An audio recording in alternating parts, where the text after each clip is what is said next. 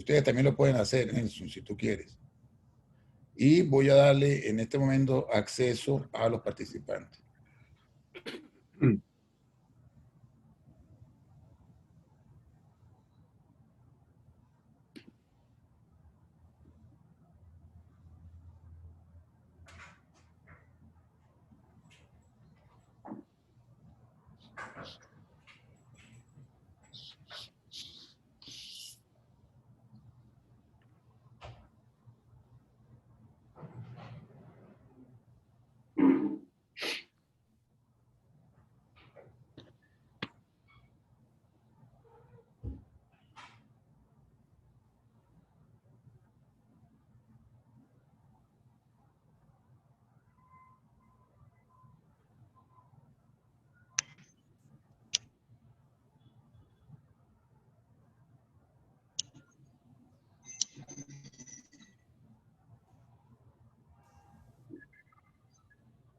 Los participantes están escuchando en este momento. Sí, señor. Ya está.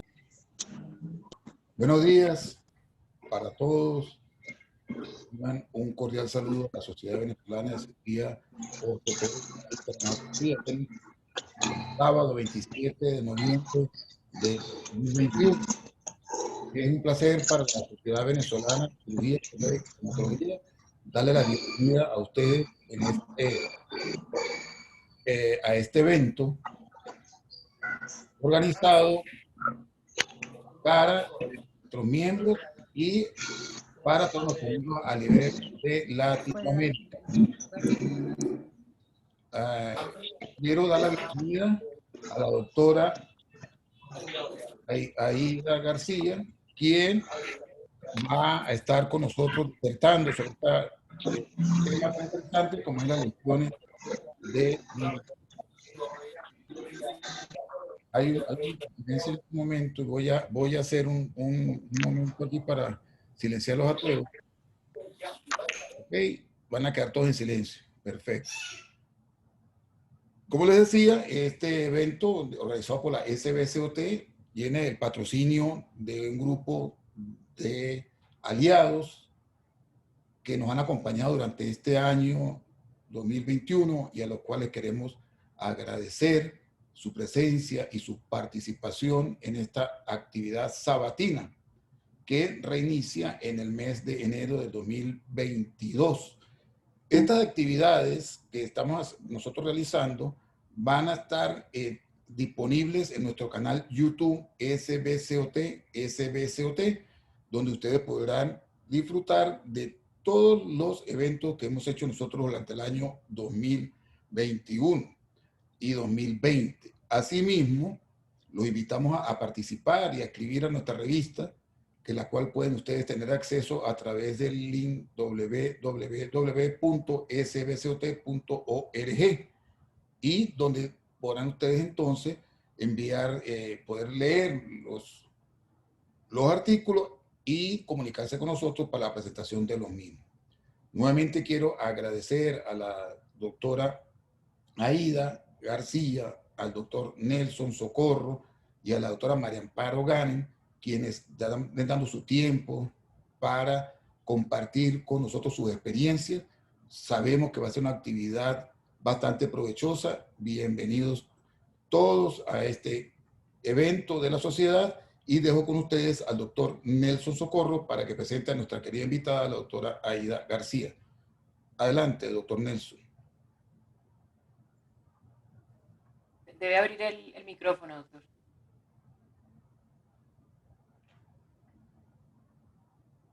¿Ya? Listo.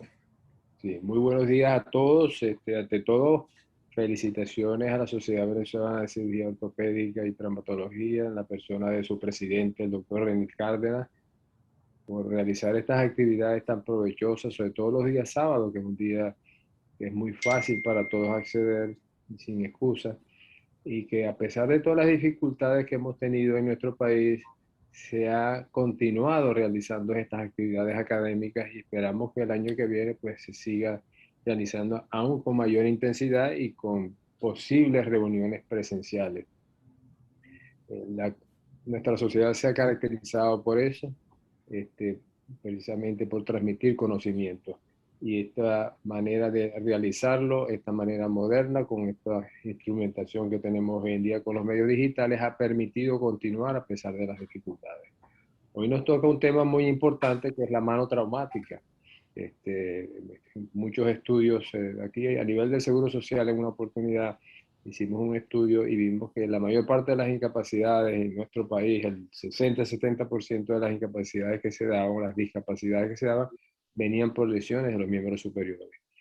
Y es muy importante el manejo de los conceptos básicos de cómo debemos tratar estas lesiones, porque son muy frecuentes y muchas veces muy maltratadas por quienes no tienen la experiencia. Recuerden que esta área tiene una especialidad que tiene unos requerimientos especiales, es un curso de posgrado diferente, con unas bases también que tienen ciertas características, y no todo el mundo puede tratar la mano a pesar de esa vieja frase de que todo el mundo le mete la mano a la mano. Bueno, en esta oportunidad tenemos una distinguida y extraordinaria invitada, la doctora Aide García, cirujana de miembro superior y mano.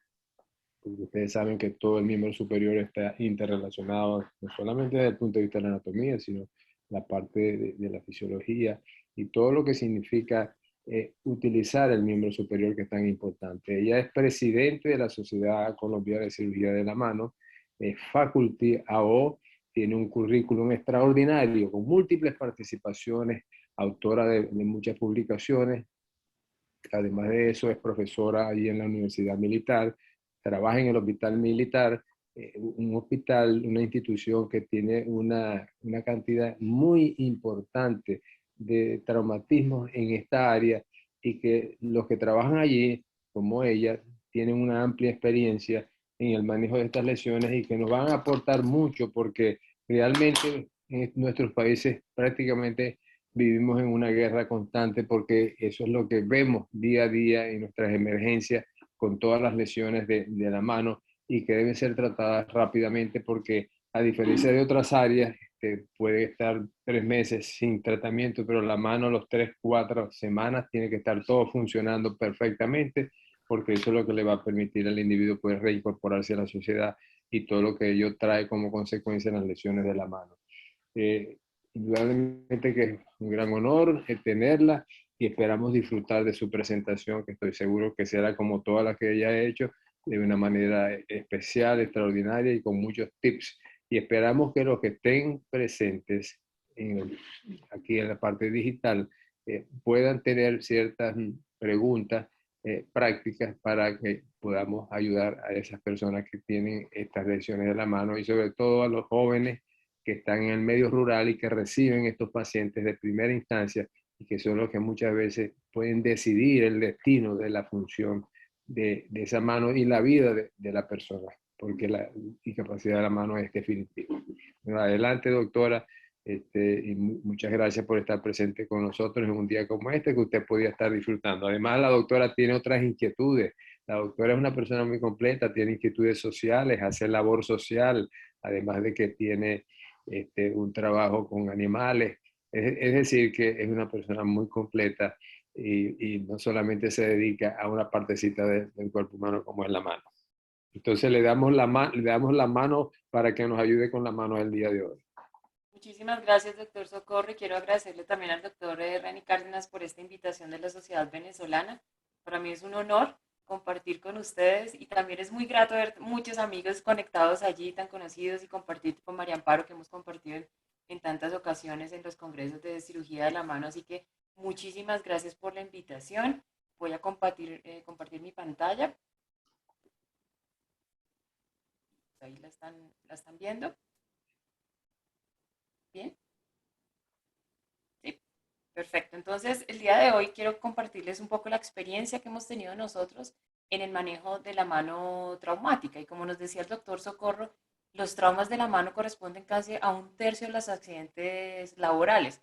Así que son bastante frecuentes y generalmente afectan a personas jóvenes en etapa laboral de su vida. Así que es muy importante restaurar la función de estas. Nosotros, como estamos en un hospital de guerra, pues nuestro panorama es un poquito más dramáticos son estas manos que ustedes ven aquí en esa diapositiva por minas, por heridas por armas de fuego de alta velocidad. Entonces son traumas bastante severos con compromisos de todos los sistemas. Generalmente cuando nos enfrentamos a fracturas abiertas o a traumas abiertas, tenemos esta clasificación que Gustilo nos describió hace mucho tiempo y que Anderson después hizo una modificación. Pero esta clasificación pues no la podemos aplicar a la mano porque ustedes ven que hablamos de defectos de 5 a 10 centímetros, de más de 10 centímetros, entonces es difícil traspolarla a la mano. Es por esto que McLean tiene una modificación de esta clasificación, la cual sí podemos aplicar. Ustedes ven que el tamaño ya es acorde a la mano, menos de 1 centímetro. Nos describe el mecanismo del trauma, si fue un trauma por aplastamiento, si es una fractura con conminución, si tiene también compromiso de los tejidos blandos, y todo esto nos lo describe en 3 tipos, siendo la 3 ya lesiones de más de 1 centímetro con una desperiodización, con una exposición, o sea, siendo estas de peor pronóstico. Lo otro que tenemos en cuenta cuando vamos a ver el trauma de mano es que las escalas de severidad tampoco las podemos traspolar a la mano. Un mes, por ejemplo, que es el que usamos para miembro inferior, pues aplicarlo a una mano es imposible. Entonces está esta escala, es el HIS, Hand Injury Severity Scoring System. Es muy completo, es un poquito dispendioso de aplicar, no les digo que se lo aprendan de memoria, lo pueden tener en una ficha, porque nos tiene en cuenta todo, la piel, si tenemos el tipo de fractura, el patrón de la fractura, si tiene luxación o no, si tiene lesión de los tendones, discriminando si son flexores o extensores, porque los flexores dan mayor puntaje por su pronóstico, si tiene lesión nerviosa, cuántos nervios están alterados, el dedo, porque recuerden que el pulgar significa el 40% de la función de nuestra mano, entonces dará un mayor puntaje. Y sumando todo esto, encontramos que una escala mayor de 100 puntos, pues el riesgo de que esa mano tenga que ser amputada o ese rayo tenga que ser amputado es muy alto.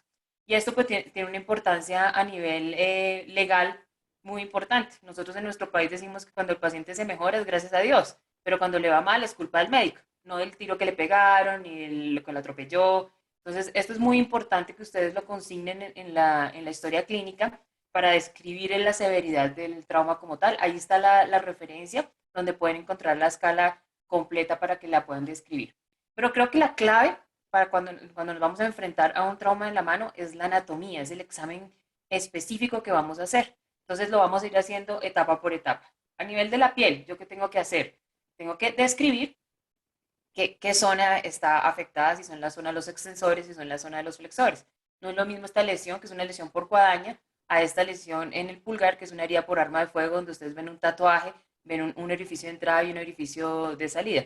Esto es muy importante describirlo, porque de esto dependerá si usted necesita un cubrimiento posterior o si simplemente puede hacer una sutura de las heridas en forma primaria. O por ejemplo esta, que es una mano de un soldado que estaba siendo desminado, entonces ustedes ven, por ahí ya no hay mano. Bueno, no hay que apresurarnos, no hay que amputar en agudo, hay que hacer un lavado, un desbridamiento, porque todo tejido en la mano puede ser banco para la reconstrucción que usted vaya a hacer tardíamente. Entonces, no hay necesidad de arreglar todo en una misma cirugía. A nivel de los músculos y los tendones, este es uno de los errores que más cometemos en urgencia. Y es que una herida muy pequeñita, ni siquiera en trauma severo, sino una herida muy pequeñita, le decimos al paciente mueve, no hacemos un examen específico de cada tendón y se nos pasan estas lesiones. Entonces, siempre flexor profundo, flexor superficial, 1 a 1. Y ahora con el advenimiento de la ecografía, pues podemos hacer un examen dinámico y un examen más minucioso de la parte tendinosa. Pues es claro que semiológicamente si usted tiene una lesión de flexores, va a perder la cascada de los flexores y va a tener una extensión. Pero, por ejemplo, si no están lesionados los dos flexores, es difícil que usted se dé cuenta si no hace un examen 1 a 1 de cada articulación. De igual forma, pues topográficamente tenemos que describir en qué zona está, porque sabemos que la zona 2 es de peor pronóstico que el resto de las zonas. A nivel de los extensores, igual, tenemos que examinar 1 por 1 y si queremos examinar los propios, pues yo siempre le digo al paciente haga cachos y hará el examen del extensor índice propio y del digiti quinti para así que no se nos pase ninguna lesión. Y topográficamente los extensores son más fáciles porque los impares son las zonas donde están las articulaciones, como ustedes ven, y los pares son las zonas donde están las diáfisis. Entonces es fácil de aprendernos la mnemotecnia para hacer una ubicación topográfica de la lesión a la cual nos estamos enfrentando. Siempre tener en cuenta las áreas autónomas. La sensibilidad es muy importante y recuerden que la mano tiene propiocepción y sensibilidad protectiva. Entonces tenemos que describirla y tenerla en cuenta. Y con una simple maniobra, que es la maniobra de la O, yo puedo saber si los tres nervios están funcionando correctamente. Porque el mediano me va a hacer oposición, el radial me va a extender los dedos y el cubital me va a hacer aducción y abducción de los dedos. Entonces miren que un examen que no se demora más de un minuto, usted podrá tener un diagnóstico sin ni siquiera un solo examen radiológico ni nada, examen físico y sabiéndonos la anatomía. Y es súper importante porque miren en este caso, no sé si se alcanzan a dar cuenta, pero está suturado el flexor carpio radialis al nervio mediano. Entonces claramente esa rafia no iba a funcionar nunca y el pobre paciente cada vez que movía sentía un corrientazo muy doloroso. Entonces es muy importante que sepamos localizar y también visualizar bien las estructuras para poderlas reparar. Esta es una típica lesión de machete donde se lesiona todo, los nervios, los tendones, la arteria, y entonces tenemos que tener muy, muy clara la anatomía. La circulación a veces se nos olvida, ¿no? Vemos la mano como rosadita y decimos, ah, está bien, pero siempre es importante hacer un test de Allen para saber si de verdad las dos troncos están bien, si el radial y la cubital están bien. La mano, gracias a Dios, tiene una circulación por sus arcos anteriores y posteriores muy rica, pero de todas maneras es importante describirla. Por ejemplo, cuando estos pacientes se van a unidad de cuidados intensivos y les hacen gases arteriales o les ponen líneas arteriales, esto siempre lo tienen que hacer para no ir a lesionar y dejar a la mano sin irrigación. Y la parte ósea, que la dejo de últimas, pero no es la menos importante, pues siempre mirar la cascada, siempre mirar la cascada de la posición de las manos. Aquí es muy obvio que tuvo una amputación, pero pues ustedes se pueden dar cuenta, por ejemplo, si tiene una afectación ósea porque esté mal rotado alguno de los rayos o alguna de las falanges. Entonces también es importante hacer un examen físico de esta parte. Y pues lo complementen ya con las radiografías. Entonces, cuando nos enfrentamos a un trauma, tenemos dos panoramas. ¿Sí? Un trauma que tenemos que resolver inmediatamente, ¿sí? Como lo es una amputación fina, que le digo yo, una machete, una guillotina, y otra que es un trauma severo con una lesión de tejidos blandos severo, el cual no podemos manejar en un solo acto quirúrgico, sino que lo vamos a manejar por etapas. ¿Sí? Recordarles que cuando tenemos un segmento amputado, ya sea un dedo, la mano, un pie, lo que ustedes tengan, como transportemos y como cuidemos este fragmento amputado, le darán la posibilidad a un cirujano que tenga experticia en microcirugía de reimplantarlo. Entonces, generalmente lo meten en hielo directamente, eso macera los tejidos y ahí se pierde la extremidad. Entonces, esto lo deben envolver en una gasa o en un trapo limpio, seco, en una bolsa plástica, y esa bolsa plástica sellada sí va dentro de una bolsa con hielo. Bueno, para que el tejido no tenga contacto directo con el hielo o con el agua porque los tejidos se maceran y se pierden. Entonces, ¿qué tenemos que tener en cuenta para tomar una decisión de si me voy y le hago un manejo definitivo o definitivamente tengo que tener calma, paciencia y hacerle un manejo por etapas? La infección, ¿sí? Es un factor muy importante. No hay nada más grave que una osteosíntesis infectada. Entonces, primero haga desbridamiento, primero tome cultivos, esté seguro que no tiene infección y después sí empiece a hacer las reparaciones. La reconstrucción, como les dije, primaria siempre tendrá mejores resultados, pero es la que podemos aplicar en amputaciones como tal o en traumas que no tengan un compromiso de los tejidos blandos, como las fracturas cerradas. Si es una fractura abierta, contaminada, con alto grado o índice de infección, pues tendré que darle un manejo por etapas. Y también el mecanismo del trauma. Claramente no es lo mismo que usted se caiga en una moto y se fracture un dedo a que esté siendo un desminado y sea una onda explosiva la que le lesione su mano. El tiempo de evolución también es muy importante.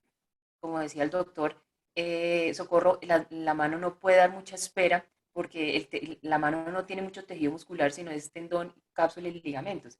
Y esos tejidos tienden a retraerse. Entonces, si yo no los restauro en forma temprana, pues voy a perder la movilidad de la mano porque nuestro mayor enemigo es la rigidez.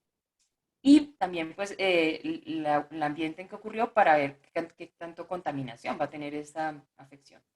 Entonces, nos vamos a centrar más en el manejo de la mano severamente traumatizada, ya sea por Por ejemplo, ustedes también deben tener, como nosotros, trapiches, molinos, tornos en el medio laboral, y pues nosotros en el contorno de esta guerra que hemos vivido por más de 50 años, tenemos esto que es el trauma de guerra. Entonces, la primera etapa es inventario de las lesiones. Eso es muy importante lavar y desbridar. ¿Sí? Desbridar quiere decir quitar todo el tejido desvitalizado, porque eso, si usted no lo quita, será un caldo de cultivo para las bacterias porque es tejido muerto. En esta etapa, entonces, también hacemos la toma de cultivos. Yo sé que la literatura describe que uno en fracturas abiertas no tiene que tomar cultivos mandatoriamente. Lo que pasa es que nosotros manejamos es trauma de guerra y ya hemos hecho muchos estudios, tenemos más de 3 publicaciones donde vemos que la flora bacteriana no es el estafilococo aureus normal, sino son Enterobacter cloacae fecales, porque desafortunadamente todas las minas están contaminadas con materia fecal, ya sea humana o animal. Entonces, para nosotros la infección sí es un problema muy grande y nosotros por protocolo hacemos un lavado y un desbridamiento exhaustivo, y al final del lavado y el desbridamiento es que tomamos el cultivo, y siempre de hueso. Pero en un ambiente normal, pues no sería mandatorio la toma de cultivos. Y empezamos a plantearnos que tenemos hueso expuesto, que tenemos fracturas como estas, donde tenemos que ver la viabilidad de ese pulgar. Nunca hacemos amputaciones en agudo, porque como les digo, todo tejido es un tejido banco, que yo lo puedo salvar para hacer reconstrucciones. Y aquí también nos planteamos como meta, por ejemplo, solo hizo un degloving y solo quedó ese rayo. Ese rayo no es viable, pero la piel sí. La piel es un colgajo de piel con un pedículo excelente para yo hacer un cubrimiento de todas esas metacarpofalángicas que están expuestas. Entonces uno tendería como a cortar lo que le sobra, pero no, eso es un banco de tejido. Y lo otro es esto, que como hay fracturas, por ejemplo, esta es una herida por arma de fuego, ese metacarpiano va a tender a cortarse, y entonces es mucho más fácil rehabilitar algo que está elongado a algo que está cortado. Entonces nosotros procuramos siempre mantener la longitud de los metacarpianos y las de falanges. En este caso estamos usando el metacarpiano vecino que está sano, pero si no lo está, pueden hacer un sistema de omega y lo meten dentro del foco para mantener la altura de este metacarpiano, así dan una estabilidad relativa y provisional a esta fractura. La segunda etapa ya es una etapa donde yo estoy segura que el paciente no está infectado, que ya he tenido resultados de cultivos, o clínicamente yo he visto que los lavados el paciente está bien, está sin signos de infección. Entonces empiezo la etapa de reparación. Entonces empiezo a hacer osteosíntesis definitivas, estabilizaciones definitivas, ya tenorrafias, ligamentorrafias, y en esta etapa es muy importante los cubrimientos tempranos, porque no hay nada, pues si ustedes dejan un hueso expuesto o un tendón expuesto, pues va a ser necrosis. Hoy en día, con el advenimiento de los sistemas BAC, pues esto nos da más tiempo para hacer esos cubrimientos con colgados o con injertos, porque el sistema BAC me va creando un tejido de granulación que me permite tener viable el tejido. Pero en esta etapa de reparación, las coberturas son también una meta muy importante para no, pero como ustedes ven, una mano severizada donde requirió múltiples osteosíntesis. O por ejemplo que es una herida por arma de fuego, ustedes ven que perdió un segmento grande. Entonces lo que hacemos es que de la cresta ilíaca tomamos un injerto tricortical, lo tallamos como un espigo y lo ponemos y lo fijamos con un sistema de mano. Generalmente usamos sistemas de 2,4 por la longitud que necesitamos, porque la de 2,0 nos queda cortica. Esto con el fin, pues, de que el paciente tenga una movilidad no normal, claro, pero por lo menos va a ser una movilidad funcional que le va a permitir los agarres al paciente, como ustedes lo pueden ver aquí en el resultado final. La tercera etapa es la etapa de reconstrucción. O sea, yo ya he hecho mis osteosíntesis, pero el paciente quedó con rigidez, quedó con limitación para la movilidad están pegados los tendones flexores o extensores. Entonces, en esta etapa ya vengo con las remodelaciones de muñones, por ejemplo, para evitar neuromas, con tenolisis. Ustedes están viendo allí un caso donde se hizo la reconstrucción tanto del sistema flexor como del sistema de poleas. También hacemos alargamientos óseos, como lo vemos acá, donde el paciente mientras alarga, lo vamos rehabilitando y lo vamos reintegrando a la pinza y el agarre, porque es muy importante. Entonces, la cuarta etapa, que es la final, no quiere decir que sea la última etapa. Esta etapa empieza desde el principio, porque la fisioterapeuta, cuando estamos haciendo inventario o reparación, tiene que empezar el manejo del edema. Si no hay manejo de edema, eso se traduce a rigidez, a fibrosis y rigidez. Entonces, en las primeras etapas, manejo de dolor, manejo de edema, manejo de cicatriz. Ya cuando ya hemos hecho las osteosíntesis o cuando hemos hecho las tenografias, pues hacemos manejo como lo ven acá con férulas dinámicas, porque tenemos que empezar los protocolos de movilización pasivas y activas de, de tendones, flexores y extensores. Y pues también tenemos que volver a reintegrar al paciente a sus actividades laborales, ¿no? Entonces, por ejemplo, esta mano, que es una mano de 2 dedos, es una mano que se tiene que reentrenar en pinza y en agarres con esos 2 dedos que quedaron.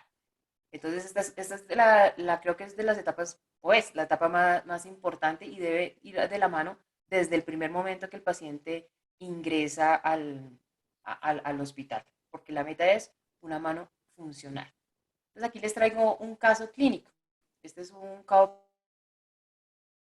primero que es desminado.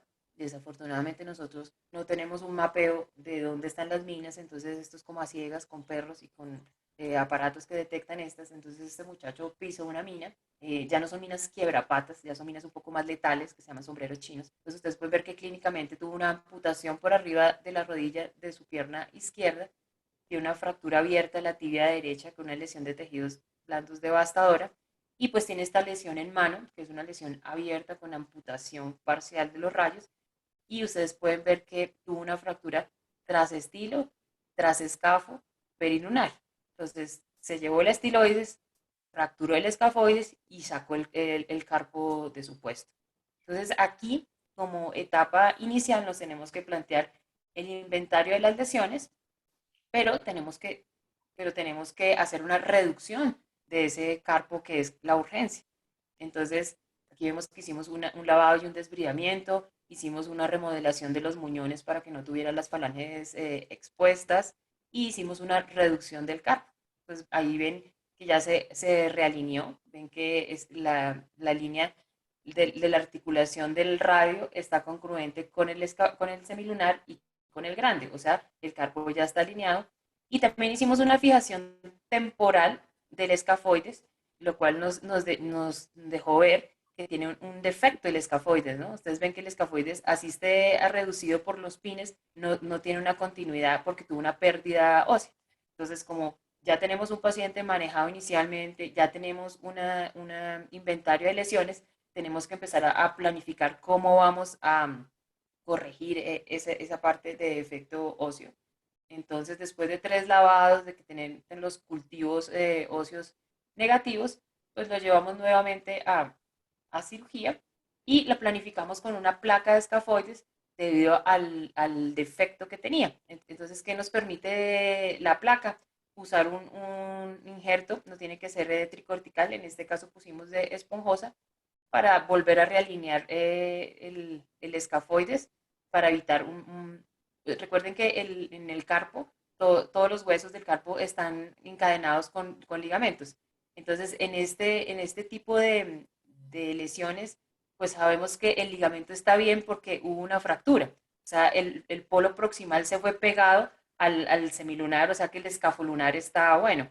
Eso es muy bueno para el paciente, porque óseo más ligamento, pues la rehabilitación es mucho más difícil y la rigidez también es mucho mayor. Y teniendo en cuenta que los ligamentos radiocarpianos están a nivel de la estiloides, pues también hicimos una fijación con este tornillo de la estiloides del radio, pensando en que se habían arrancado los ligamentos y para darle mayor estabilidad. Entonces ustedes pueden ver que se realineó nuevamente, y que el escafoides tiene otra vez su longitud y su forma de cacahuate, como le digo yo, porque esto es importante para la congruencia articular. Este paciente, no sé por qué me pasa dos de una. Los tejidos blandos los manejamos con un back. Cuando ya tuvimos un tejido de granulación sano, ustedes pueden ver allí que se alcanza a ver el injerto de piel que le pusimos. Es importante saber que injerto de piel se puede poner en un tejido de granulación, pero no sobre un tendón. Si ustedes le ponen un injerto de piel al tendón, se le va a pegar y entonces le va a impedir la movilidad. Si tienen este problema con un tendón expuesto, tendrían que pensar en un colgajo.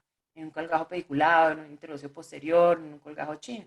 Entonces ustedes ven que este paciente todavía está con su tutor, está en silla de ruedas porque tiene amputada una pierna, pero ya está haciendo entrenamiento en agarres tan sencillos como agarrar su celular. Esta es una mano con alto valor para nosotros porque él va a necesitar de apoyos externos para poder caminar. Necesita sus dos manos para hacerlo. Entonces, con él todavía estamos en el proceso de rehabilitación y estamos planificando alargarle el segundo metacarpiano para que tenga una pinza término terminal un poco más fuerte, ya que pues tienen el metacarpiano corto. Entonces, aquí ven la aplicación de todo el manejo por etapas del trauma de guerra. Así que para llevar a casa el mensaje que les traigo es que no amputen en agudo, no hay ningún afán de solucionar todo acto clínico. Todo tejido les puede servir de banco. El manejo por etapas es el gol estándar para el trauma severo, para las fracturas contaminadas, con exposición. El diagnóstico correcto va a llevarnos a un tratamiento correcto. Entonces, si no hacemos un examen físico muy minucioso, ¿sí? Teniendo en cuenta cada área que les hablé en el examen físico, pues se nos van a pasar lesiones, ¿sí? Y si son lesiones que si se diagnostican a largo plazo, pues el pronóstico va a ser muy mal. Se requiere un equipo multidisciplinario claramente, porque nada saco con tener una radiografía muy bonita y que el paciente no mueva porque no ha tenido una rehabilitación adecuada.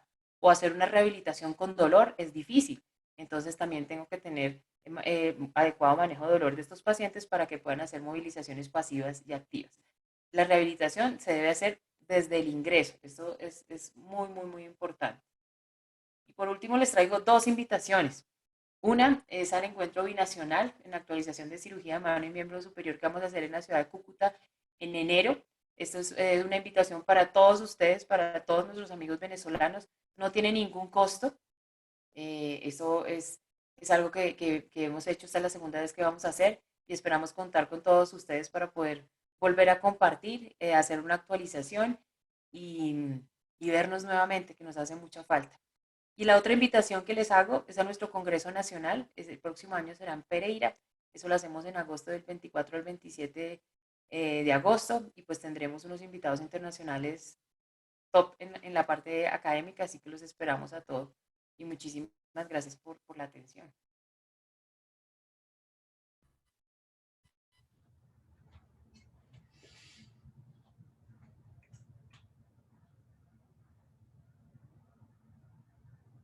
Nelson, doctora María Amparo, queda usted al mando de las preguntas que tengan a bien.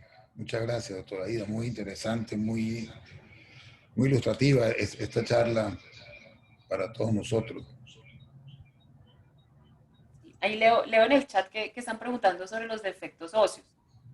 Los defectos óseos en la mano sí necesitan aporte biológico, porque pues a diferencia, por ejemplo, del radio, donde tenemos sistemas bloqueados, que ya dejamos de usar injertos, en la mano sí es importante el aporte biológico, pero para eso pues tenemos que dar una estabilidad con un sistema de placas.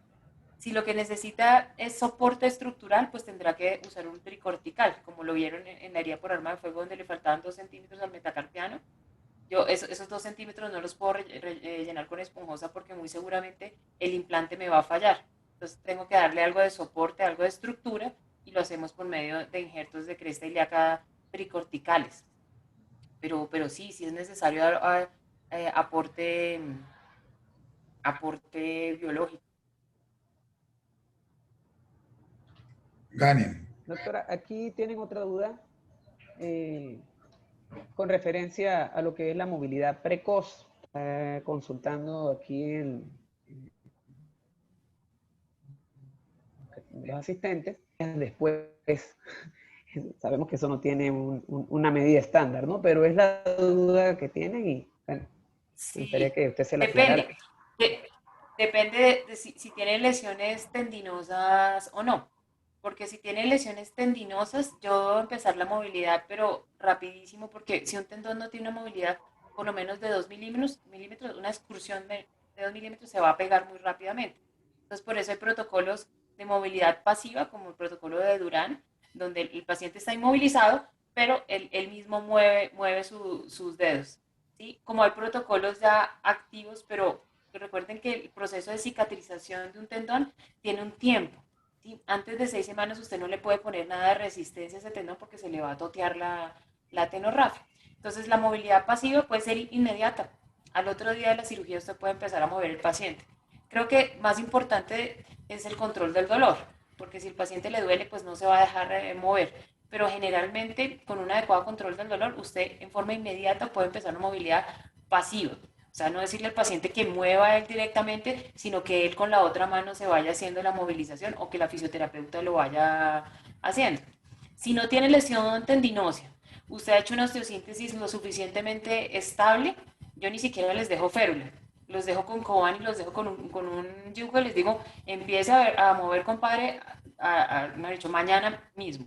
Si usted está usando pines, bueno, la estabilidad no es tan absoluta, entonces tiene que tener cuidado y sí tiene que dejar una férula de protección, pero con la férula de protección, que es un full halter dorsal, usted le puede decir al paciente que doble hacia abajo.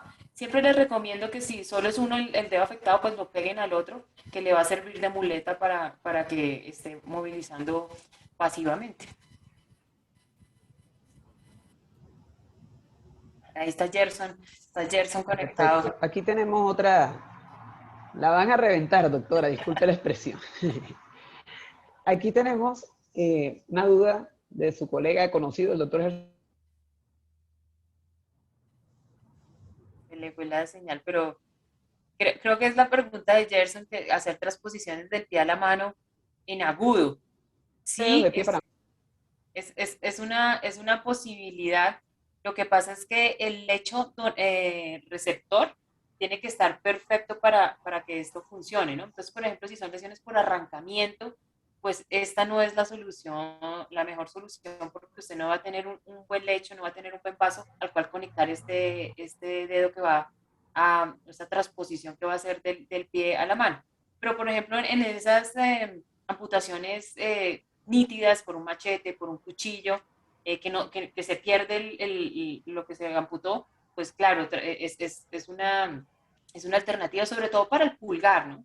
Yo diría que para los otros 4 rayos no es necesario porque es una cirugía bastante grande. Usted está sacrificando una zona sana que es su pie, ¿sí? Entonces, pues pienso que el pulgar sí es como el que más nos interesa porque es el 40% de la función de la mano. Lo otro que podemos hacer del pie es el wraparound. No es todo el artejo, sino como la envoltura, con la envoltura que necesitamos le hacemos la transposición a la mano. Ambas técnicas son válidas, pero creo que la única indicación o la mejor indicación es para el pulgar. Sí, en nuestro medio es muy difícil la transposición de los dedos del pie a la mano y hemos utilizado el segundo dedo, ¿no? Por supuesto el wraparound también. La experiencia que hemos tenido, que he tenido personalmente, es en pacientes que tienen la amputación bilateral del pulgar, entonces sí acceden a la transposición, pero se nos ha hecho muy difícil cuando el paciente solamente pierde uno de los pulgares. De verdad que ha sido muy difícil y el paciente se maneja con la otra mano, ¿no? Pero quería preguntarle eso, ¿no? Si tiene experiencia con el segundo dedo en vez del primer dedo, como ha sido la evolución de esto, ¿no? No lo de Harry von Killen desde el principio con los dedos, con el pulgar y las alteraciones de la marcha, etcétera, etcétera. Es que ese es el punto, doctor, ¿Qué que si no quita experiencia el tienen hallux, estas lesiones de guerra? Si ha habido casos.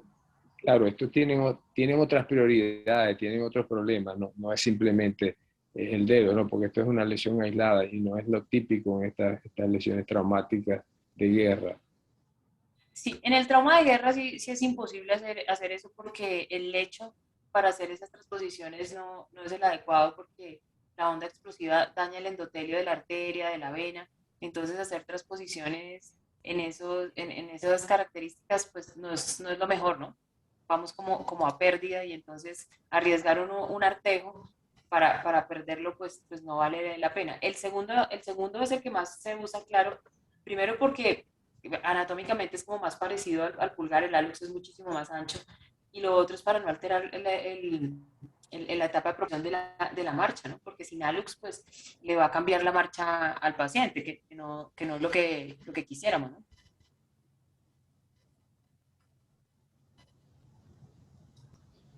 A mí me están Perfecto. preguntando Doctora, por sobre aquí tienen artrodesis. otra duda. Ajá. Exacto, sobre cuándo utilizaría artroplastia o cuándo artrodesis de muñeca. ¿En qué caso? ¿O cuándo consideraría usted? Me gustaría compartirles un caso un poquito más severo para aclararle a él. Voy a compartir pantalla y les muestro el caso de forma rápida. Perfecto. Ahí ya están viendo mi pantalla. Sí, sí. Listo. Esto es una mano catastrófica, porque ahí también estaban preguntando que es una mano severamente traumatizada y una catastrófica, ¿no? Pues, Traumática. sí, traumática. Pues yo creo que no hay mucha diferencia entre las dos, pero cuando tenemos pérdida ósea, cuando están todos los componentes anatómicos alterados, pues es una mano catastrófica. Este es un enfermero de combate. Los francotiradores les tiran a las extremidades porque saben que llevan casco y que llevan chaleco antibalas. Entonces, con este proyectil, miren el daño que hizo, se destruyó por completo el carpo y pues la lesión de tejidos blandos también es bastante severa, como pueden ver allí. Entonces, mi primera etapa, inventario de lesiones. En este inventario de lesiones,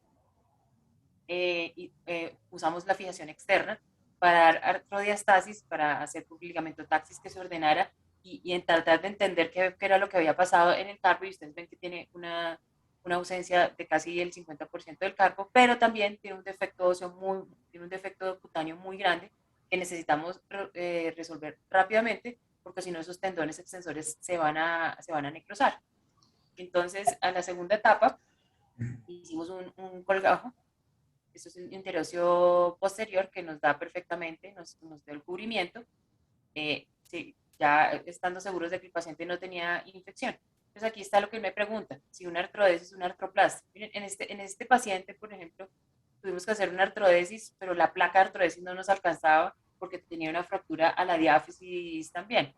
Entonces, esta fue la primera etapa de reconstrucción, estabilizar el puño, no había otra forma, no había otra forma de dejarlo con movimiento porque se había perdido totalmente la articulación. En una segunda etapa, en un segundo acto quirúrgico, entonces empezamos a hacer las artrodesis del pulgar para poderlo dejar en oposición como un poste, para que el paciente pueda hacer esto. No que el pulgar vaya a él, sino que el pulgar sea el poste y el paciente traiga los dedos.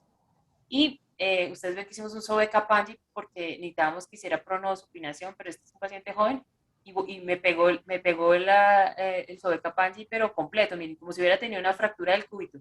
Si ven que ya no tiene el pedacito de hueso que saqué para el Sobeca-Pangi, lo consolidó por completo. Entonces nos tocó volverlo a llevar a cirugía.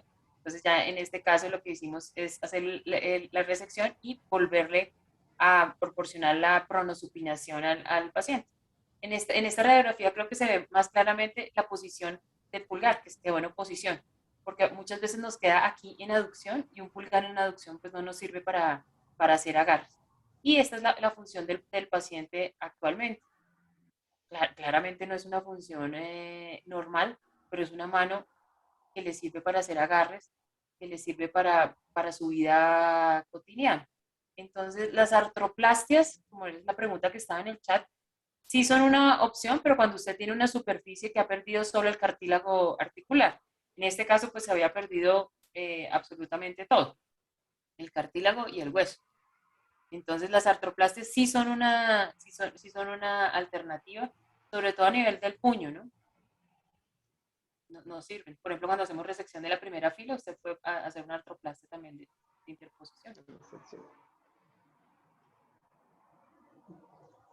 Aquí otra de las dudas, que creo que la repiten dos veces, es con respecto a lo que ya más o menos hemos asomado, o ha asomado usted, doctora, el concepto, lo que es la mano traumática en sí. No hay un concepto estandarizado, universal, de a qué llamarle mano traumática, Sí, o si... realmente Exacto, no hay un concepto que diga si tengo más de 3 dedos fracturados es una mano traumática. exacto. Generalmente lo que se describe como mano traumática son fracturas expuestas con no solo lesiones óseas, sino que tiene lesión tendinósea y lesión nerviosa y hasta vascular asociada. Pero realmente que yo les diga que por la escala HIS que les mostré al principio, tenga un puntaje más de 80, sea una mano traumática, no hay un concepto como tal. Exacto. Tiene mucho que ver con la capacidad o con el chance que tiene ese paciente de perder función o perder parte de la mano. Sí. Entonces, no, independientemente de que sea un dedo o sean varios dedos, pues sigue siendo un trauma severo para la mano si esto está comprometido.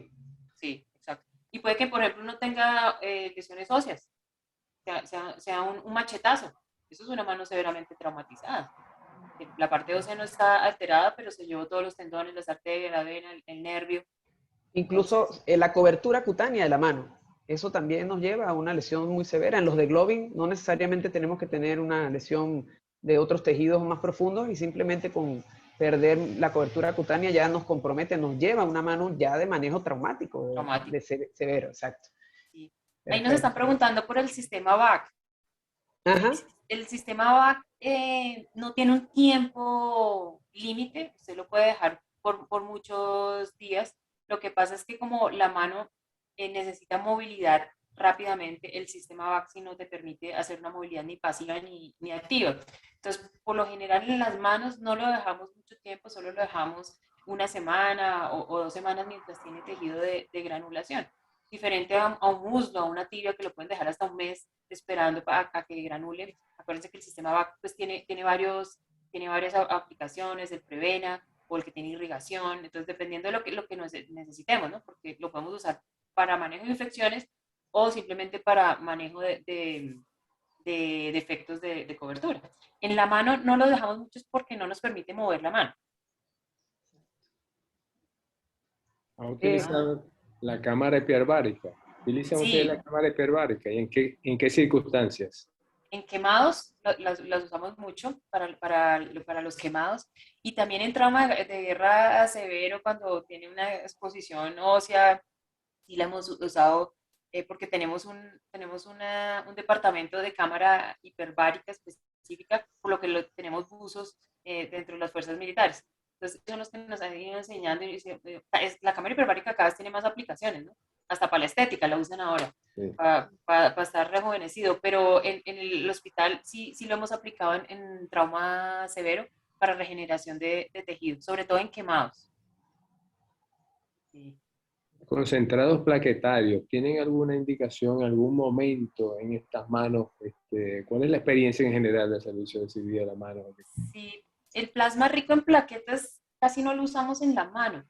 Tenemos una alta experiencia, por ejemplo, a nivel del húmero, cuando tenemos esas pseudoartrosis que no pegan y que les han hecho 3, 4 cirugías. Entonces, en ellos sí usamos plasma rico en plaquetas o, por ejemplo, en antebrazo cuando hacemos técnica de Masquelet para manejo de infecciones de membrana inducida, también usamos plasma rico en plaquetas, pero realmente en la mano como tal nunca Se hemos volvió a... aplicación.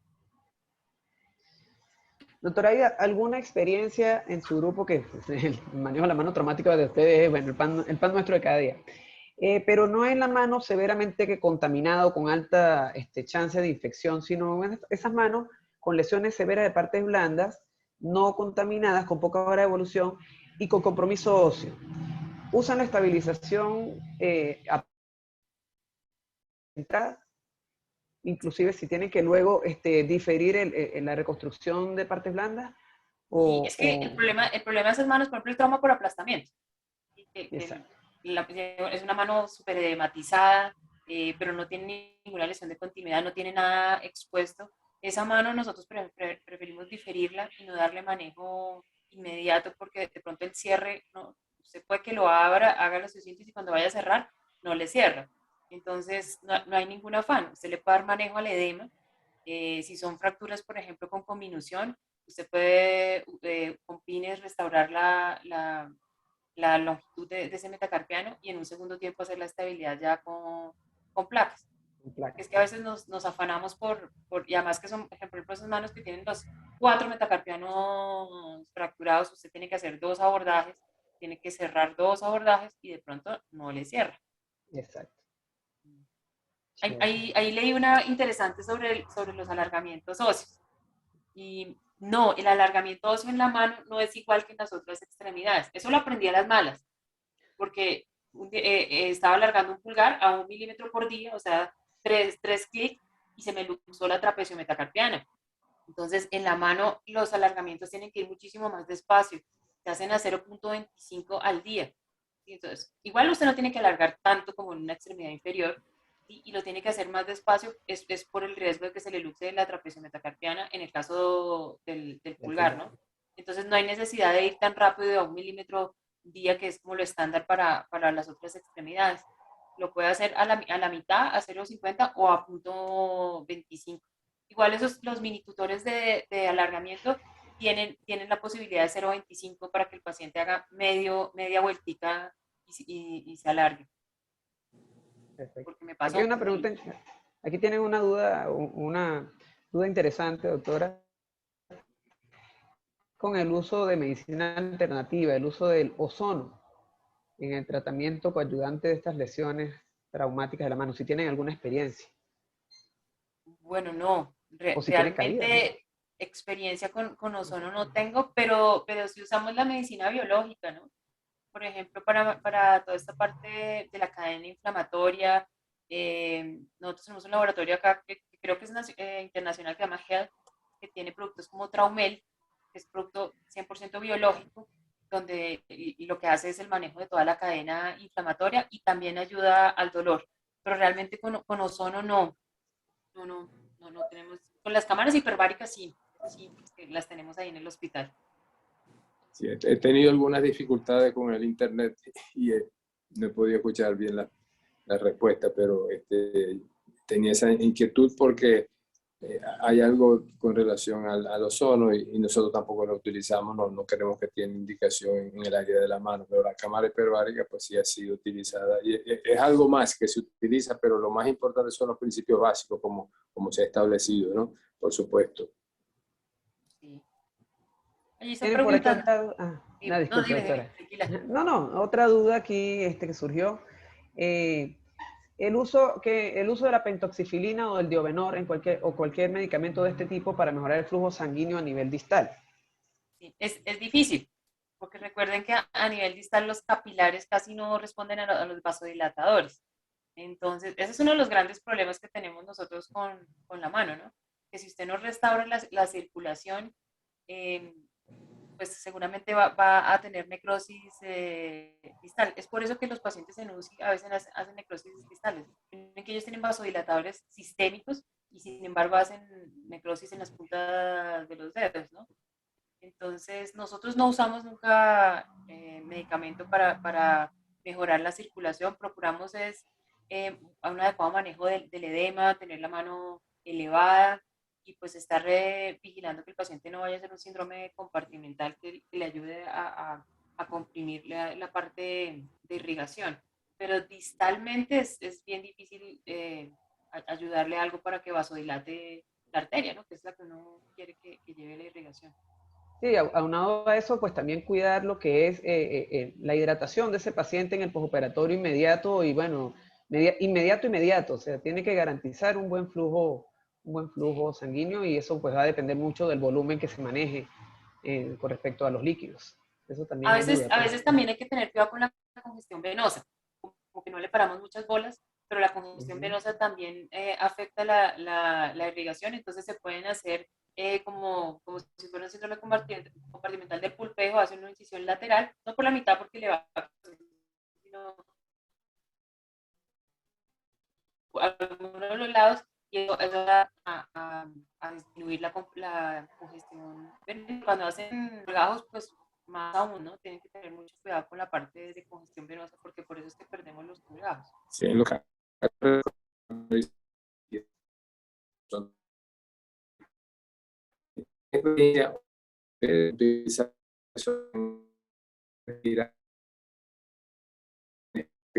la parte no hace perder muchas veces los miembros. ¿Qué experiencia tienes con las incisiones en el lecho de la uña, la utilización de la heparina cada hora? Sí, etcétera. eso sí está dentro del protocolo, ¿no? Ya la heparina la han ido reemplazando por medicamentos un poquito más seguros, con una vida media como más controlable que la heparina, pero se pueden hacer, por ejemplo, lo que usted dice, que son cofaciotomías profilácticas, ¿no? Que uno las hace evitando la congestión venosa. Sanguijuelas nosotros nunca hemos usado, pero la literatura nos las describe que el uso es perfecto para eso, pero pues nosotros no tenemos como acceso. Yo nunca he visto que ni siquiera los cirujanos plásticos tengan sanguijuelas para los colgados, sobre todo en piel, en cara, que no les pueden hacer fasciotomías. Nunca he visto que las usen, pero pues la literatura sí no las describe, ¿no? Siempre en los colgados dejamos un testigo de piel, el cual estamos vigilando constantemente. Y si este tiene cambios, pues enseguida se tiene que pasar a revisión, ¿no? Porque la congestión venosa es el peor enemigo para un colgajo. ¿Y qué medicamento están utilizando en los reimplantes en el postoperatorio? Los orales. No, se le deja heparina de bajo peso molecular profiláctico, enoxaparina y también antiagregante plaquetario.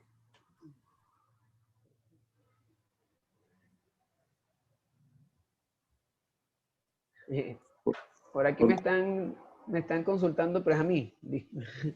Una pregunta con respecto a, bueno, sí, algo que ya he presentado en varias conferencias, varias encuentros, que es el uso de los colgajos fasciocutáneos, adipofaciales, para el manejo de la mano traumática. Bueno, personalmente ha sido una experiencia bastante satisfactoria el uso de los colgajos adipofaciales, sobre todo el reverso del dorso del antebrazo, para cobertura de mano y muñeca.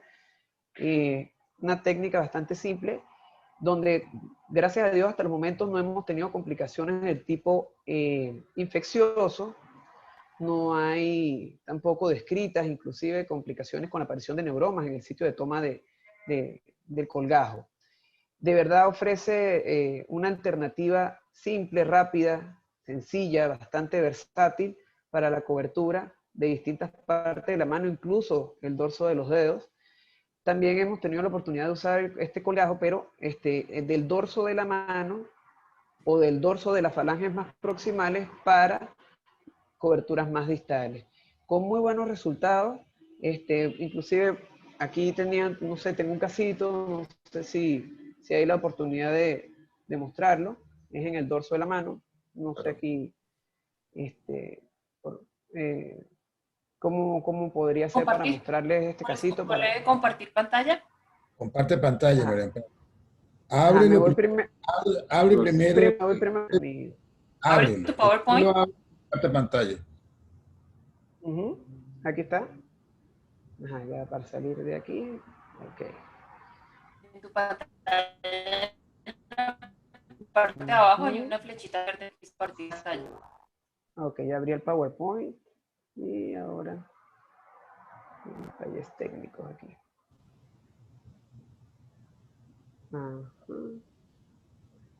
Otra de las cosas que ha evolucionado es que ahora tenemos unas membranas de colágeno y de otros tejidos, porque el problema por ejemplo, con el dorso de la mano es que es hueso, tendón, piel. Entonces, si pongo una placa, pues va a quedar el tendón encima de la placa y muy seguramente se le va a pegar, porque casi nunca encontramos periósteo para cubrirlo. Entonces, estas membranas es como una interposición entre la interfase placa-tendón para que tenga una zona de deslizamiento y no se pegue, ¿no? Que eso también lo puede hacer el colgajo fasciocutáneo, fasciograso. Fue la primera, María Amparo. Entonces, ¿perdón? Fue la primera, esa es la primera. Perdón, doctor. Que si esa es la primera. Ah, sí. Lo que pasa, sí, señor. Este es un caso de un paciente masculino que ya ven, no es una mano severamente traumatizada, pero cuando vamos a lo que dice la doctora del inventario, este es un paciente que tuvo una amputación traumática de la falange distal del tercer dedo con una pérdida cutánea y exposición tendinosa y ósea de la falange media del dedo índice. Este paciente fue atendido primero en otro centro de salud en el área de emergencia, se le remodeló el muñón de cualquier forma y lo dejaron así como ustedes lo ven, el paciente acude con un neuroma extremadamente doloroso en el muñón de amputación, el cual pues ameritó la resección de los mismos, la neurectomía, y para el dedo índice, bajo técnica de anestesia tipo Walland, se hizo colgajo hipofacial reverso del dorso de la falange proximal para la cobertura de la falange media. Este fue el resultado inmediato. La piel que se toma, se la tomamos de la cara anterior del pliegue flexor de la muñeca.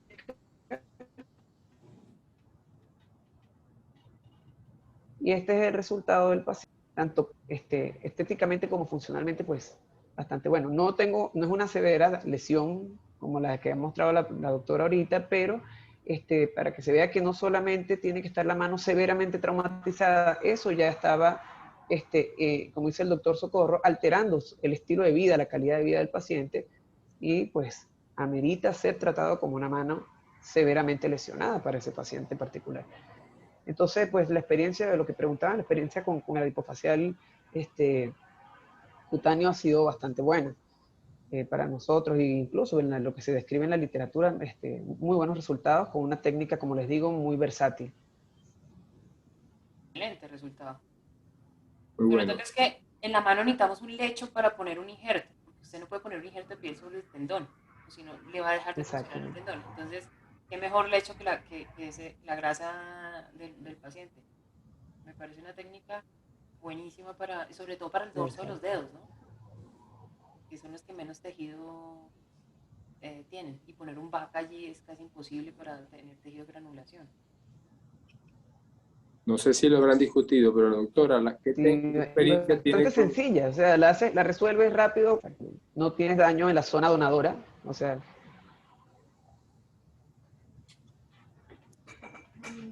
¿Qué experiencia tiene con el Walland? Con el Wallen, pues En general. sí, me parece que es una técnica buenísima para la parte tendinosa, porque nosotros necesitamos ver la tensión que le damos a los tendones, y qué mejor manera que viendo que el paciente mueve activamente, y sobre todo para los flexores, bueno, y hasta para los extensores, porque recuerden que si dejamos un extensor muy tenso, pues el paciente no va a poder bajar el dedo. Creo que para la parte dinámica de los tendones es una técnica excelente. Nosotros en metacarpianos y en falanges también lo usamos, porque a veces pues el recurso del anestesiólogo no es tan fácil en clínicas pequeñas. Pero pues creo que cada vez van ampliando más las indicaciones. Ya salió un tercer tomo de Walland, y uno de nuestros cirujanos es autor en ella, que es Julián Escobar, porque él ha estado como muy metido en esto, se apasiona, pero pues ya, pues, me parece un poco incómodo para el paciente. La paciente porque no sé cuánta tensión está dejando el tendón. Se da cuenta, por ejemplo, si el tendón discurre, o si la tenografía le quedó muy abultada y no pasa por debajo de la forma de darse cuenta de eso es que el paciente esté despierto y haga la movilidad. Entonces creo que... ¿Qué tipo de técnica utilizan ustedes de manera general para miembro superior en términos de la anestesia? Bloqueos periféricos, bloqueos proximales, bloqueos a nivel del codo, etcétera, etcétera. ¿Qué es lo que utilizan más, tomando en cuenta que tienen un volumen bastante importante de pacientes? Anestesia general, por ejemplo.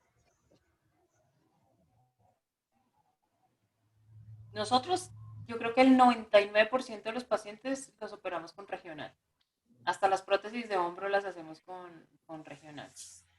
Ya anestesia general, porque el paciente no acepte la regional, que hay algunos que no les gustan, que les duele, que el pinchazo, bueno, o que son muy ansiosos, porque si el paciente es muy ansioso y se empieza a mover, pues no nos va a dar buenos resultados. Pero yo creo que casi el 99% de lo que nosotros hacemos, excepto un plejo, se puede hacer con anestesia regional.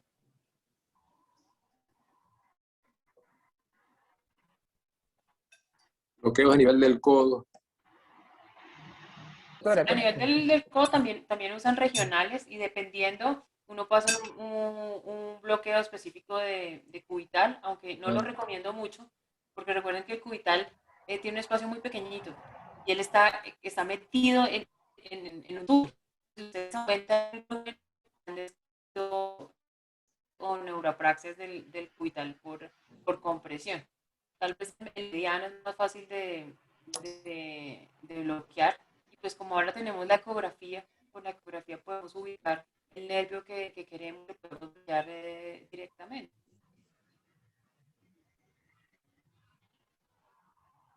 Por aquí tienen una duda.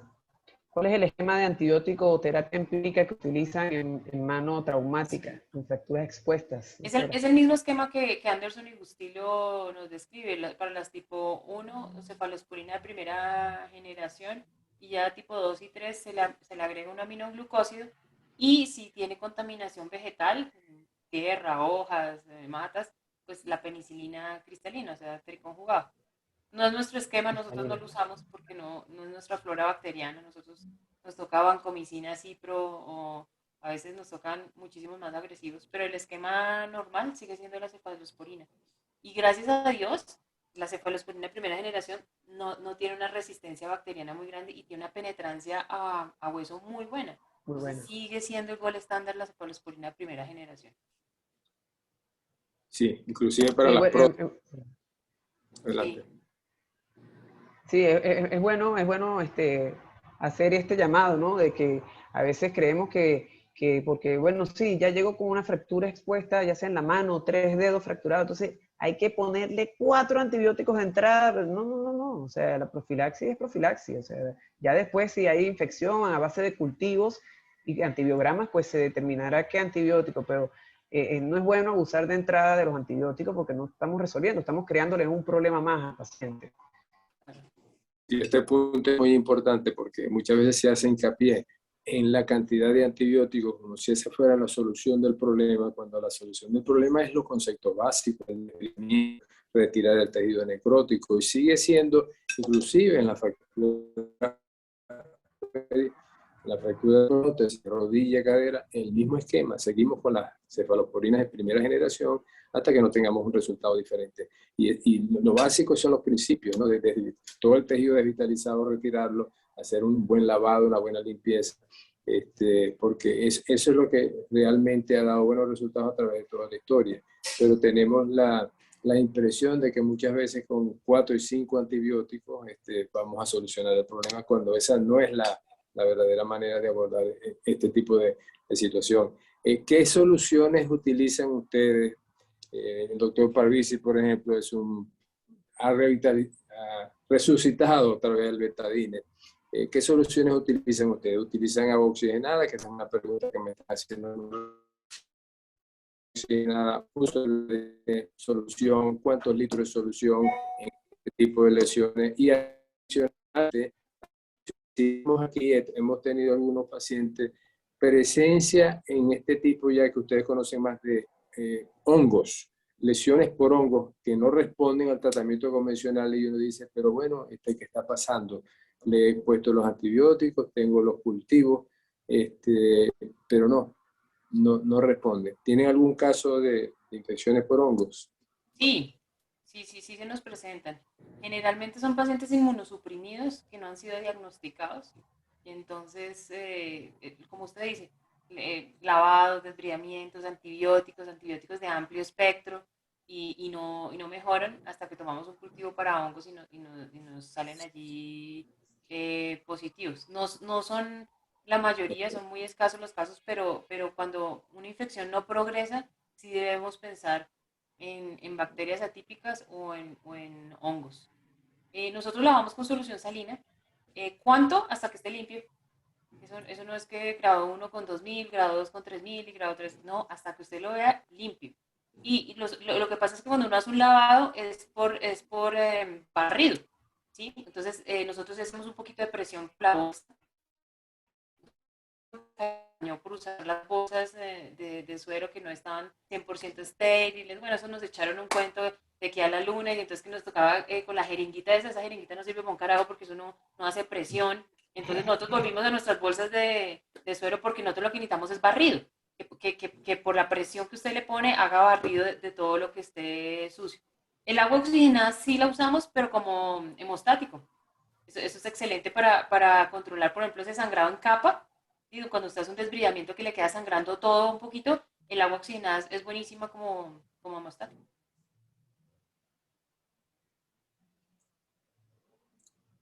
Sí, el agua oxigenada también la Por aquí utilizamos. tienen una duda, que se puede utilizar... Ah, disculpe. No, disculpe, doctor, tranquilo. Adelante, adelante. Damas primero. No, aquí otra duda aquí de los asistentes. ¿Se puede utilizar solución DAKING en ese tipo de lesiones para lavar esas heridas, las heridas sobre todo de guerra, me imagino? ¿Sí? Realmente no tengo experiencia con soluciones.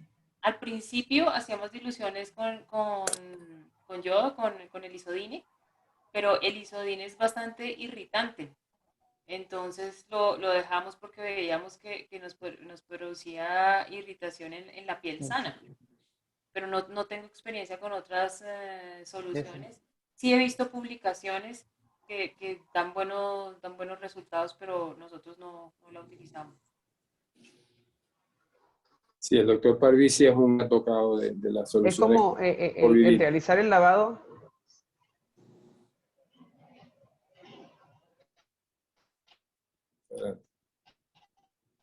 Es como el tener betadine, el isodine y agua oxigenada para lavar tejidos internos, incluso cerca del canal medular y de pequeños vasos. O sea, me parece que es una práctica muy riesgosa.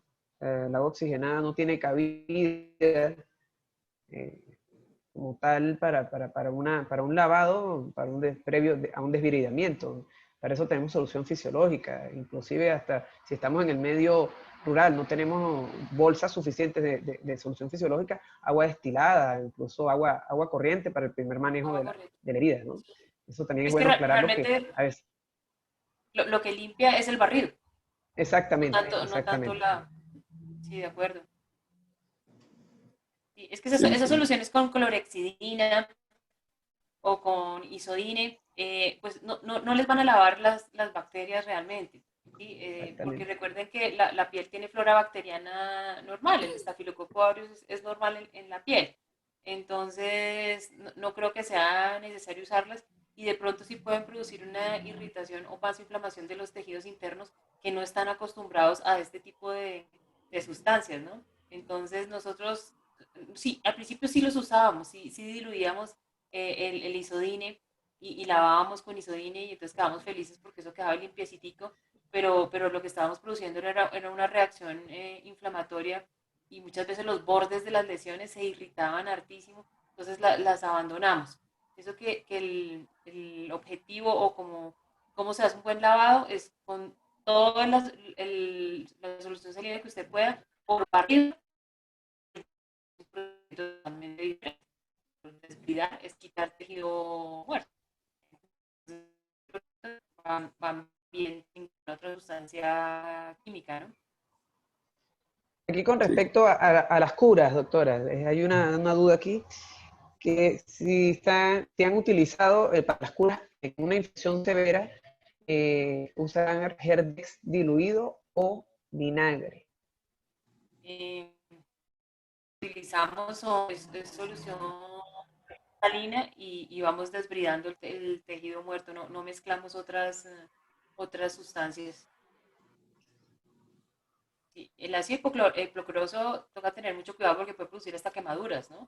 Entonces tendría que ser una dilución muy baja. Si la usamos, por ejemplo, en el caso de las mordeduras de perro o las mordeduras de animal, si usamos soluciones con hipoclorito, diluciones muy bajas. O, por ejemplo, el jabón, siempre recomendamos al paciente que se lave con jabón de ropa, ese jabón FAP, el jabón de la lavadora, las mordeduras de animales, porque ahí sí necesitamos pues que haya un barrido, porque acuérdense que las enterobacterias del perro pues son bastante agresivas, ¿no? Igual que las mordeduras de humanos. Sí, las de humanos son peores, tienen más bacterias. Sí, Sí. sí. Y allí Total, el esquema antibiótico cambia totalmente, ¿no? Allí ya la totalmente. cefalosporina no les va a funcionar y tienen que pasar a ampicilina sulbactam o a las quinolonas como la ciprofloxacina, porque ya es una enterobacteria, entonces no, la cefalosporina ni la dicloxacilina les va a funcionar, ¿no? Toca cambiar esquema de antibióticos. Claro, por eso es que hay que portarse bien con las esposas, para que no nos muerdan a uno. No, muerdan, sí. Porque el tratamiento es diferente.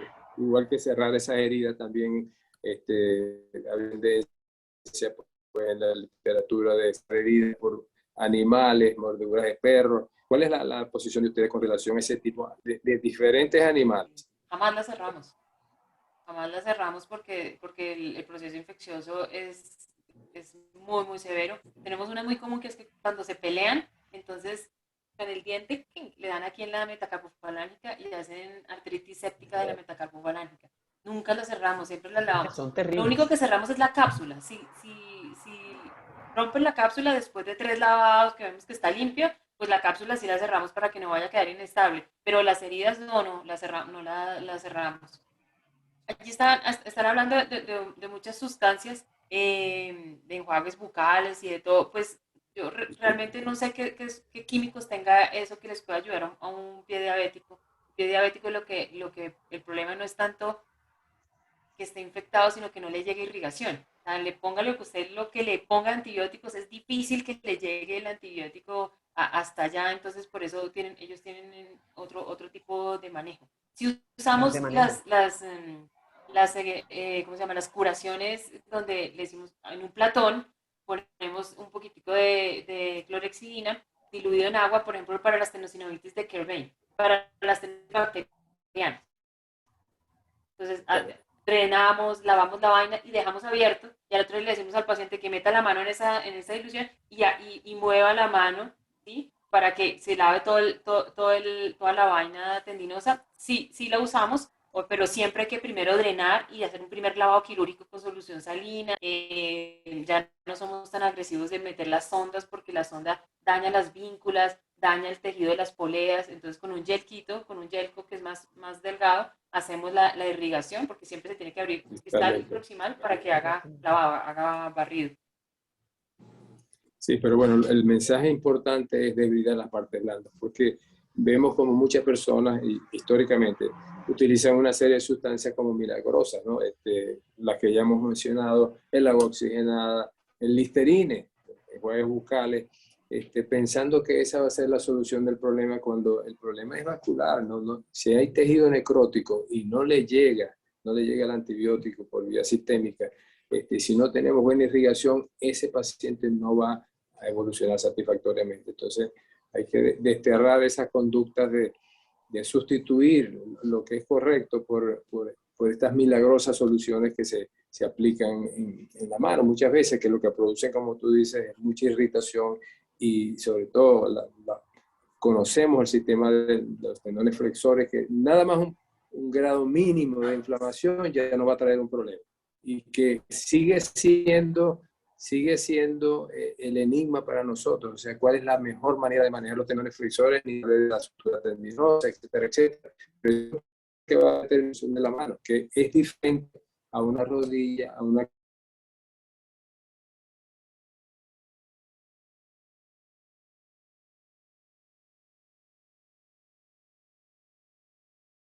Bueno, lo que es el manejo inicial de la mano traumática, sobre todo con la lesión de las partes blandas, no tener miedo al desbridamiento. Una vez se empieza, ay, pero si quito esto ahora no me va a cerrar, entonces no, mejor lo dejo que se ve más o menos. No, lo que se ve más o menos simplemente no sirve.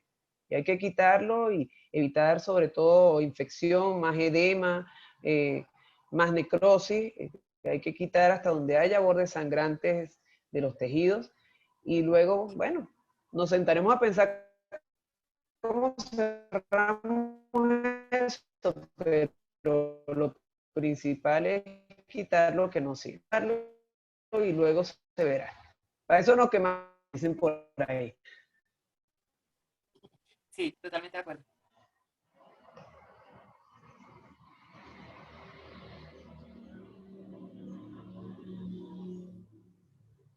Entonces, no sé si hay alguna otra duda, inquietud por parte de los oyentes, los asistentes a esta magnífica charla que ha dado la doctora Ida y que ha abierto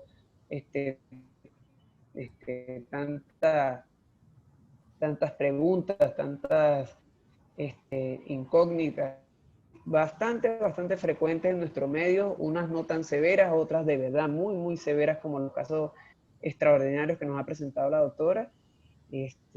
Si hay alguna otra pregunta. Experiencias saliéndonos un poquito de la parte traumática, dedos en mallet finger, dedos en martillo. ¿Cuál es el abordaje para los residentes cuando reciben este tipo de lesión? ¿Deben tratarlo en forma conservadora, con una férula? ¿Deben ser agresivos? ¿Deben utilizar cualquiera de las técnicas que están en boga? ¿Cuál es el consejo en este tipo de lesión tan frecuente? Depende si es un mallet finger óseo o si es un mallet finger puro. Si es un mallet finger puro, quiere decir que se arrancó el extensor, entonces usted le puede dar manejo ortopédico, tiene que explicar al paciente que tiene que dejar en extensión la interfalángica distal, solamente la interfalángica distal, no todo el dedo, solamente la interfalángica distal, en extensión por 6 semanas, día y noche. El paciente no se puede quitar la férula ni para bañarse, ni para echarse, ni para ver cómo va el dedo.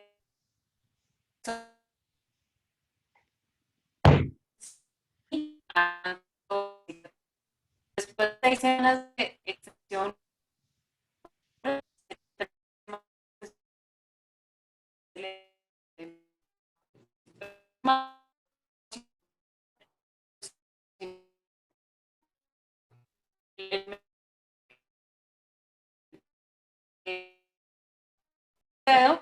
ese pin me hace tope para hacer la reducción y pongo otro que me mantenga la interfalángica en extensión. Son 2 pines de 1,0 o de 1,2 máximo si es un dedo muy grande, que le permite a usted pues, mantener la reducción y dejarle el tiempo para que el tendón también cicatrice.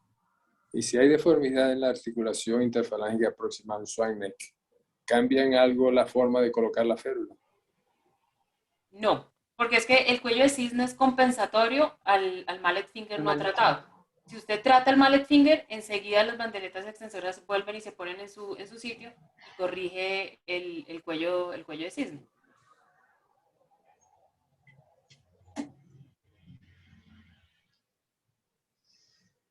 Sí, lo importante es que le quede claro a lo que pregunta el doctor a los residentes o a los médicos que atienden de entrada ese mallet finger, que le pongan su movilización, como dice la doctora, y movilícenlo en extensión, no le va a hacer daño.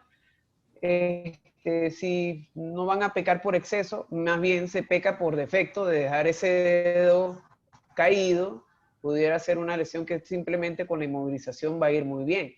Un tratamiento conservador, la mayoría de los mallet finger, tipo 1, tipo 2, son de tratamiento, pueden ser de tratamiento conservador y el resultado es muy bueno, es bastante bueno al final. Entonces, sí. Pero lo que es imperdonable es que, no, me vio el médico rural, me vio el residente de emergencia, y todos lo dejaron con el dedito así. Nadie le puso una ferulita. Entonces, sí, otros dos aspectos muy clásicos en esto es la conducta de, tiene el dedo en esa forma, bueno, hay que operarlo, ¿no? Esta es una actitud. Y la otra es que el paciente, si no se le explica bien que debe mantenerlo por 6 semanas, se lo quita. Muchas veces se lo quita en la noche, se lo pone en la mañana y entonces dice, esto no sirve. Esto no sirve. Y hay que hacerle la pregunta bien hecha, porque hasta médicos he tenido yo con lo mismo. Ocultan la realidad. Dicen, sí, yo lo he tenido por 6 semanas, pero la realidad es otra, que se lo han estado retirando. Y ahí es que no va a funcionar. Pero si esto se coloca como debe ser, no debe haber problema. Y esto es muy importante porque en muchas residencias de cirugía de la mano vemos como cada vez que llega un paciente de este tipo, no estamos hablando de la parte ósea, de la fractura, tienden a crear un caso quirúrgico, vamos a decirlo de esa manera. Que colocar un alambrito, de suturar el tendón, que no hay necesidad de hacerlo en estas circunstancias.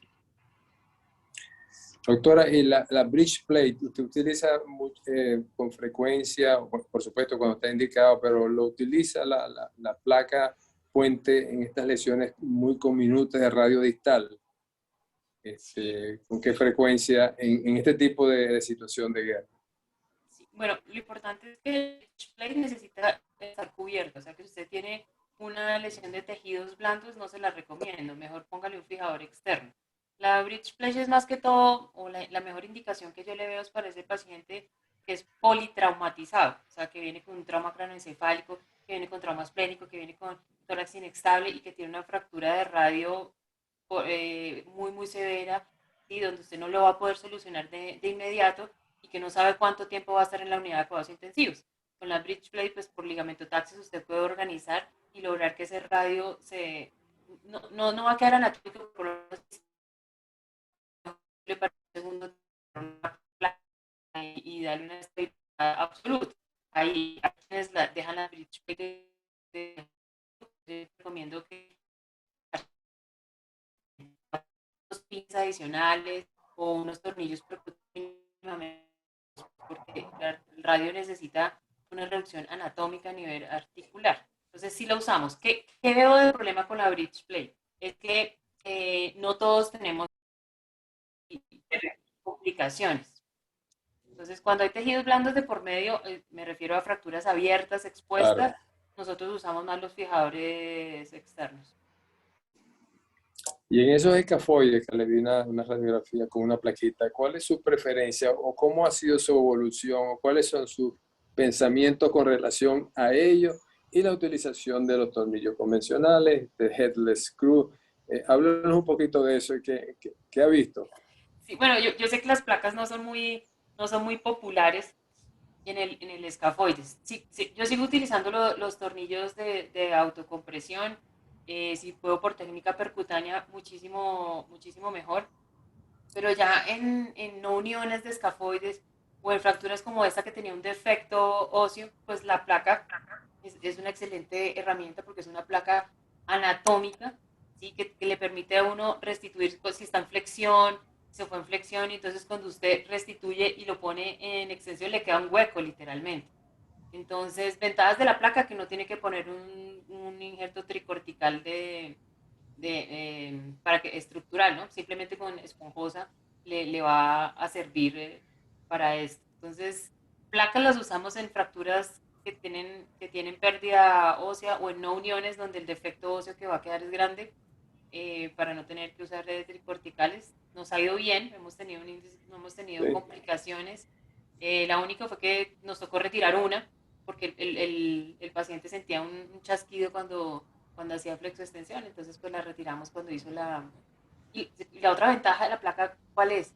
La irradiada. Es que a veces se nos olvida y nos irradiamos como locos, y para hacer una técnica percutánea usted se puede irradiar, si no tiene mucha experiencia y está empezando, pues irradia 1000 veces y bueno, pues eso también tienen que tenerlo en cuenta. No somos superhéroes, también nos enfermamos y también nos da cáncer, y entonces nos toca tener eso en cuenta. Pero le gusta la plaquita entonces.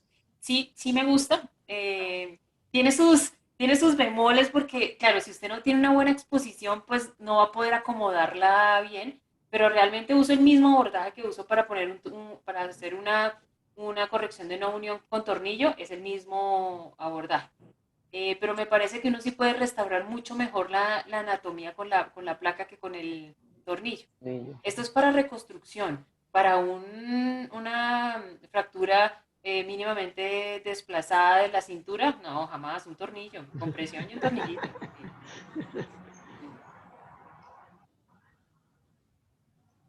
Doctora, volviendo aquí un poco a las lesiones más severas, hay una pregunta acá. En el caso de que evolucione de mala manera las lesiones de guerra en mano, por ejemplo, una osteomielitis crónica, segundo, tercero, 2 y 3 metacarpianos, ¿qué recomienda? Sí, nos ha pasado muchas veces y desafortunadamente después de lucharle tanto, a veces nos toca resecar fragmentos grandísimos y pensar en reconstrucciones con injertos de banco o con peroné del paciente. Pero también hay que tener en cuenta que por ejemplo, si es un rayo anestésico, rígido, pues hombre, la amputación no es fracasar. La amputación es parte del tratamiento para una mano funcional, porque un dedo rígido va a afectar el resto de los dedos. ¿Sí? Entonces, muchas veces le planteamos al paciente la amputación de 1 o 2 rayos que no están funcionando, porque es mejor tener una mano de 3 dedos que haga agarres y funcione, y no una de 5 que no haga nada. Pero generalmente le luchamos y hacemos resecciones óseas, hacemos transportes óseos en los metacarpianos, ¿no? En las falanges no, pero en los metacarpianos sí se pueden hacer transportes óseos. Hemos hecho un par de casos con técnica de Masquelet, con minifijador, dejamos el espaciador de cemento y a las 3 semanas lo quitamos y esa membrana inducida la llenamos con hueso de esponjosa y hemos tenido buenos resultados, en el caso como él dice, que son 2 o 3 metacarpianos. Pero eso es un proceso largo y de paciencia. Un truco que hacemos cuando sabemos que nos vamos a demorar mucho, para que no se pongan rígidas, para que no le queden en extensión las metacarpofalánicas, que no sirven nada en extensión porque todo lo hacemos en flexión. ¿Sí? Entonces, a veces dejamos pines en las metacarpofalánicas a 90 grados mientras estamos haciendo todos esos procesos, para que después el paciente pueda hacer esto. ¿Sí? Porque es que si en extensión, pues, ¿para qué le sirven? Entonces, si desde acá hace esto, pues puede hacer agarres y puede hacer más cosas. Doctora, ¿qué opinión tiene usted Sí, el sobre uso del PIN en la metacarpofalángica. A 90 grados. Claro, Hacemos claro. capsulotomías Excelente, sí. y dejamos pincitos a Claro. 90 grados para que no se vaya a... Los ligamentos colaterales? Sí, excelente, excelente. ¿Qué opinión tiene sobre la mínima invasiva en fracturas de radio distal? Colocación de placas por técnica mínimamente invasiva. Pequeñas incisiones. Una moda que nos trajeron los franceses, el doctor Liberno no la trajo. Yo creo que es excelente si es una fractura extraarticular oncoles.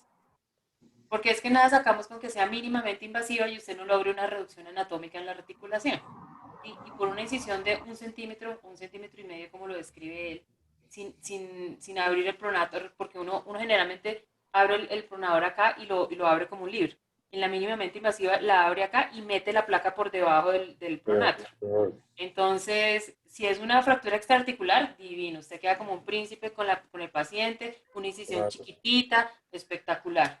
Pero lo MIPO no quiere decir mal reducido. Entonces, a veces la moda y eso nos hace llevar a que no, que MIPO todo, pero si usted va a lograr una buena reducción, perfecto, hágalo MIPO. Pero si no, no, porque entonces el resultado funcional no Las otras son otra cosa. Las otras fracturas son otra cosa, sí, ciertamente. ¿Y qué importancia cree usted que tiene el pronador? ¿Debemos suturar, me están preguntando los residentes, que debe suturar el pronador o no cuando se realiza el abordaje convencional? Pues ahí están los que no suturamos y los que sí suturan y lo defienden. Nosotros no, por escuela no lo suturamos. Yo siempre que entro a quitar una placa, ¿dónde encuentro el pronador? En su puesto. Entonces, Completico. pues, sí. Entonces, pues, y además que suturar el pronador es como ponerle un punto a un merengue. Eso es bien difícil, al menos que sea un paciente con un pronador así de grueso que uno dice, bueno, le voy a dejar una pestaña para volvérselo a cerrar. Pero la literatura sí muestra que el pronador da parte de irrigación al tercio distal del radio, sí, y que da estabilidad en la pronosupinación, también. Entonces, pues, Si se puede están las dos escuelas. Nosotros por escuela nunca lo reparamos, nunca hemos tenido problemas de necrosis del tercio distal o de algún fragmento. Si se puede suturar, se sutura, y si no se puede suturar, estamos amparados por la literatura. Sí, exacto. Muy pocas veces, ¿no? Se puede suturar. Recuerdo que el doctor Jesse Jupiter decía, no, eso es trash, no, olvídense. Pero bueno, eso está revolucionándose hoy en día con las técnicas MIPO, y el mensaje para los residentes es que una cosa es una fractura extraarticular, una fractura de radio distal, que a lo mejor hasta cerrada pudiera tratarse, a tratar una fractura compleja tratando de hacer una incisión muy pequeña, y entonces tenemos las grandes complicaciones que son las malas reducciones, no visualización adecuada de la faceta cubital, la parte dorsal, y todos esos problemas que vemos cuando se hacen mínimas incisiones en fracturas que son complejas, que totalmente son diferentes completamente. Sí, completamente de acuerdo. En todos los segmentos, ¿no? No solo en la mano, en el húmero, en el antebrazo, en todo. Y el material adecuado, o sea, tú no puedes pretender hacer una técnica MIPO ya bien descrita con el material inadecuado. Claro, Hay placas Sencillamente específicas. no puede resultar igual. Exactamente. Y para el radio Nosotros tiene que ser la placa de acá en perfil San bajito. Cristóbal,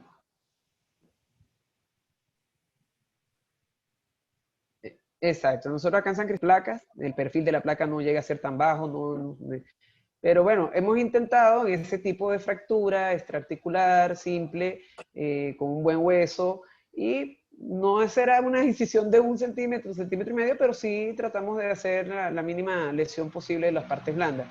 Pero no, el material de síntesis no nos ayuda a reproducir la técnica como está descrita. Y para hacer un mal resultado, pues no, mejor hacemos lo que sabemos hacer y podemos hacer. Doctora, ahí, ¿Qué experiencia has tenido con este nuevo virus, el COVID, y algunas de estas lesiones y la aparición del hongo negro? ¿Ha tenido algún caso relacionado con pacientes con lesiones bastante severas, aunado a la situación del COVID? No, realmente con parte de hongo no, pero sí tuvimos pacientes que hicieron microembolias y entonces hicieron necrosis de los pulpejos, sobre todo los pacientes que estuvieron en UCI, Sí, hacían microembolias distales y se les necrosaban los pulpejos de los dedos. sí, como utilizan vasopresores también, pues es tradicional que más el problema vascular que la trombosis que produce este problema. Por cierto, que el hongo negro no es un hongo negro, hablando con micólogos, en realidad el hongo produce una sustancia blanca y lo negro es la necrosis que produce, las costras que produce, pero no es un verdadero hongo negro como lo han llamado, ¿no? Y que tiene otro tipo de connotaciones. doctora Aida, un comentario final ya para nosotros dar fin a esta actividad del día de hoy, en la cual agradecemos en nombre de la Sociedad Venezolana de Cirugía Ortopédica y Traumatología, de nuestros miembros y todos aquellos amigos en Latinoamérica que nos siguen y que contribuyen a que esto siga adelante, este tipo de actividad que ya tenemos. Tenemos exactamente 17 meses haciendo esta actividad y usted está cerrando con broche de oro, la misma, el día de hoy, 27 de noviembre, un tema muy interesante, muy ameno y que he estado siguiendo con detenimiento esta actividad. Si tú quieres dar algún mensaje para quienes están conectados a este momento, doctora Pues Aida. les agradezco mucho la invitación, me parece genial, hay más de 100 personas conectadas aquí discutiendo esto que es lo que más me ha apasionado a mí en la vida, que es mi trabajo, es la cirugía de la mano. ¿Qué les doy de recomendación? Nosotros somos países muy parecidos y sé que en áreas rurales muchas veces no tenemos los mejores recursos para solucionar los problemas. Entonces, a veces menos es más. A veces por ponerlos de creativos y de hacer un fijador con una jeringa o con el cemento del odontólogo amigo, creamos más lesiones de las que el paciente tiene. ¿Sí? A veces un manejo simple de un lavado, un desbriamiento, una buena férula y remitirlo a otra parte o empezar el manejo así es muchísimo más benéfico para el paciente que ser agresivos e improvisar en la mano. Las fracturas, el trauma severo de mano por etapas, creo que es el gol estándar, no hay ningún afán, no tienen que solucionar todo el primer día que llevan a las salas de cirugía a ese paciente y pues creo que siempre contar con alguien que los apoye, no sé, por WhatsApp, que los guíe, que les diga, mire, pueden hacer esto o no, mejor esto, porque pues a veces no nos las sabemos todas, claro. Pero llevamos, imagínense, llevamos más de 12 años en esto y todavía no nos las sabemos todas. Entonces creo que tener iniciativa sí es bueno, pero a veces nos pasamos de esto y somos muy agresivos y producimos más lesiones de las que tiene el paciente. Entonces tener cuidado con esa parte. Muy bien, muy buena recomendación, doctor Amparo. ¿Algún mensaje final?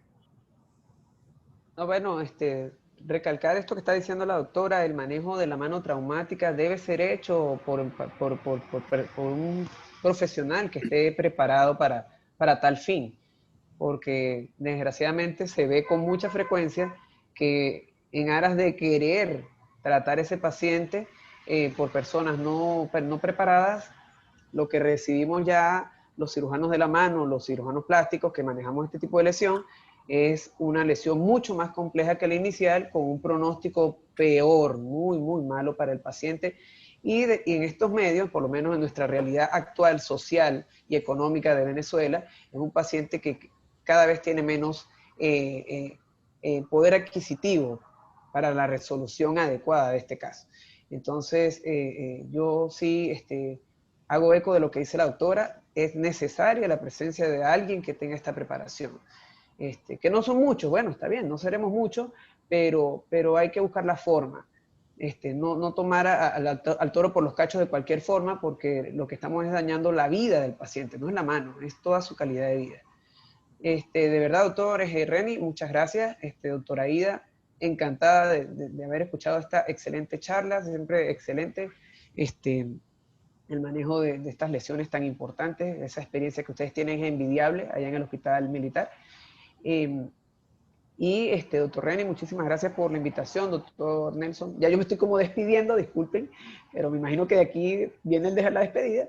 Excelente compartir con panelistas de este nivel y, por supuesto, esta satisfacción de ver tantas personas al pendiente, tantos profesionales al pendiente de esta actualización importantísima que nos ha traído la doctora Aida con el manejo de la mano traumática. Doctor Socorro. Sí, no creo que tenga que añadir mucho más. Reni, muchísimas gracias. Una vez más, la sociedad está presente con la parte de la educación continua y, por supuesto, recordar pues, que hay una especialidad que es la del miembro superior, que debe ser manejada por especialistas, porque la mano es diferente. Ustedes pueden tener un fémur un año con una pseudoartrosis y solucionarlo y de pronto ya el paciente a los 3 meses tiene buena evolución, pero la mano es otra cosa. La mano tiene que estar lista rápidamente, a 4 semanas, si se trata de un traumatismo menor, por supuesto, traumatismos mayores es otra cosa, pero los conceptos básicos, no se necesitan conocimientos fuera de lo común, principios básicos en estas lesiones, lavado, referencia a un lugar donde se manejen este tipo de lesiones y no tratar de ser heroicos tratando de resolver problemas que no están al alcance del conocimiento de la persona que no tiene la especialización. La verdad que extraordinaria la conferencia, la experiencia es increíble en ese hospital militar. De verdad que felicito a la doctora por su magnífica exposición y además todo lo que ella está haciendo y todo lo que ha hecho, porque como dije anteriormente, ha revisado su currículum y tiene una actividad extraordinaria desde el punto de vista académico y sé que trabaja muy bien la parte de la mano traumática. Y bueno, gracias también a nuestra amiga de San Cristóbal, nuestra amiga María, quien también ha estado presente en todas estas actividades de cirugía de la mano y esperamos poder reunirnos estos países hermanos en ese encuentro en Cúcuta, que ya lo hemos hecho anteriormente. De hecho, lo habíamos hecho en Cartagena en oportunidades previas y es la manera pues de que continuemos uniendo porque tenemos problemas comunes en el futuro, en el pasado y en el presente, pero bueno, nos une la mano y debemos darnos la mano allá en Cúcuta para poder seguir compartiendo estas experiencias que tanto aportan y que ayudan a nuestros pacientes, que son el objetivo final pues, de todo lo que hacemos nosotros. A eso nos debemos a los pacientes y por supuesto el conocimiento es gratis y por eso que es bienvenido todas pues, estas actividades que realiza la sociedad y gracias a Dios, bueno, gracias a lo que ha pasado con este bendito virus que nos ha permitido poder compartir conocimientos a través de estos medios digitales, el Zoom, de manera gratuita, que en el pasado no soñábamos con estas cosas. O sea que de lo malo hay que sacar lo bueno.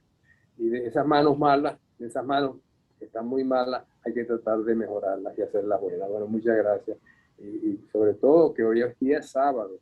Es un día sábado y tenemos un buen auditorio y la gente ha estado muy interesada, he visto las preguntas y esto es muy importante, pues siempre estar recalcando sobre los principios básicos, porque los principios son los que determinan un buen resultado.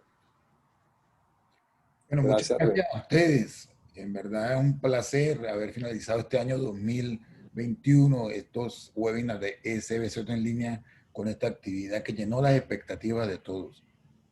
Ha sido una hora y media, 60, 90 minutos muy grato, de mucho conocimiento, con algunos tips importantísimos para el manejo de la mano y recalcándole la importancia de la mano para el ser humano, lo que nos diferencia de otras especies. Doctora Aida, gracias, un placer, un honor estar en contacto con usted para la reunión del 21 y 22 y hacer la difusión respectiva a través de la sociedad, agradeciéndole, como siempre nos tomado en cuenta, a la doctora María Amparo Gani. Un placer tenerla aquí, una persona que tiene también una gran experiencia y he sido testigo de su evolución como cirujano de mano, y la cual me satisface y me enorgullece, y al doctor Nelson Socorro, como siempre, el aprecio de siempre, porque es una persona que siempre está arraigado a la academia y siempre está presto a apoyar. Para todos ustedes, muchas gracias, deseándole un feliz año, una feliz Navidad, vernos en 2022, mucha salud para toda la familia, a todos los que están conectados, muchas gracias por su presencia. Seguiremos en el 2022 con esta actividad y les haré llegar a través de las redes cómo haremos y cómo se va a continuar. Un abrazo para todos, feliz día y Bien, así es. gracias nuevamente. Chao, doctores. Que estén muy bien. Muy bien. Hasta luego, doctora, Gracias. hasta luego. Hasta luego, se cuidan.